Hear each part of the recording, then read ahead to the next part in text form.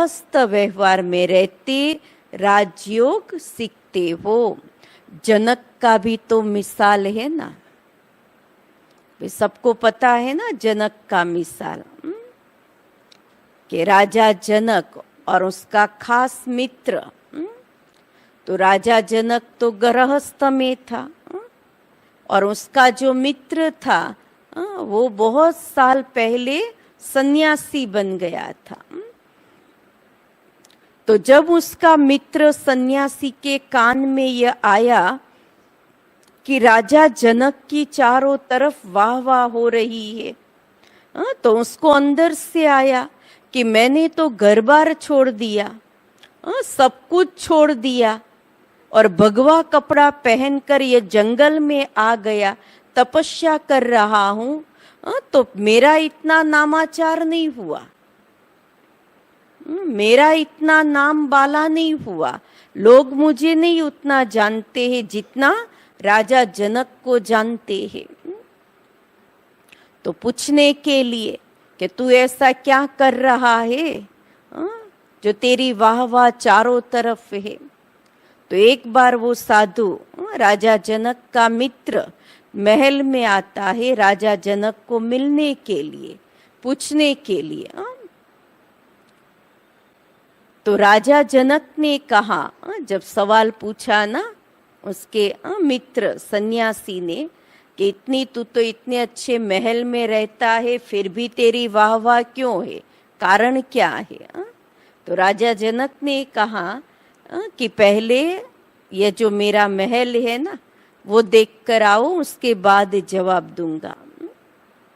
तो राजा जनक ने कहा कि महल देखने भल जाना, लेकिन दिया लेकर के जाना, क्योंकि महल के अंदर लाइट नहीं है। तो वो फिर राजा जनक ने कहा कि यह भी ध्यान रखना कि दिया बुझ न जाए, क्योंकि चारों तरफ से हवाएं आ रही है। तो इतना सारा काम मिल गया कि भाई लाइट भी नहीं है, दिया लेकर देखने जाना है और दिया बुझ भी न जाए। तो साधु सारा देख करके आया राजा जनक के पास और राजा जनक पूछते हैं कि भाई महल कैसा लगा। तो कहा कि जाने दो ना, महल देखा ही किसने है। तो के क्यों, हाँ, तो के आपने कहा कि भाई दिए को बुझना नहीं चाहिए दिया। तो चारों तरफ से इतनी हवाएं चल रही थी, मेरा ध्यान पूरा दिए के ऊपर रहा कि बुझ न जाए, बुझ न जाए। तो महल देखा ही कहाँ। तो राजा जनक ने वही बात कही कि भल मैं इस महल में रहता हूँ, सारे वैभव है, लेकिन मेरा पूरा ध्यान, मेरा पूरा अटेंशन मेरी इस आत्मा की ज्योति के ऊपर है कि इसकी हवा इसको लगे नहीं और मेरी आत्मा की ज्योति बुझ न जाए। सुना, इसीलिए भल वैभव के बीच में रहता हूँ, लेकिन मेरा पूरा अटेंशन मेरी आत्मा रूपी ज्योति के ऊपर है। जो बाबा भी हमें सिखाते हैं कि बच्चे संबंधों को भी तोड़ना नहीं है, निभाना है। बुद्धि से भल तोड़ दो, रहो भी भल। बाबा कहते अच्छे घर के अंदर सब कुछ यूज करो, लेकिन बुद्धि को टच न हो, करते हुए भी न्यारे और प्यारे। ध्यान हमेशा रहे मस्तक के बीच में। जो आत्मा जागृत हो चुकी है उसको ये माया की हवा न लगे और वो बुझ न जाए। तो बाबा कहते हैं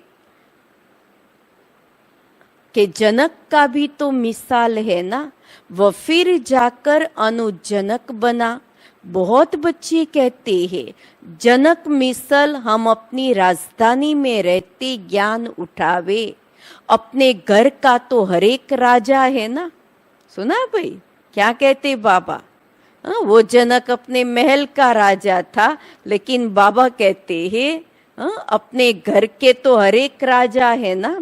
मालिक को राजा कहा जाता है, बाप है, उनकी स्त्री बच्चे आदि है। यह हो गई हद की रचना। क्रिएट भी करते हैं, पालना भी करते हैं, बाकी संहार नहीं कर सकते, क्योंकि सृष्टि को तो वृद्धि को पाना ही है।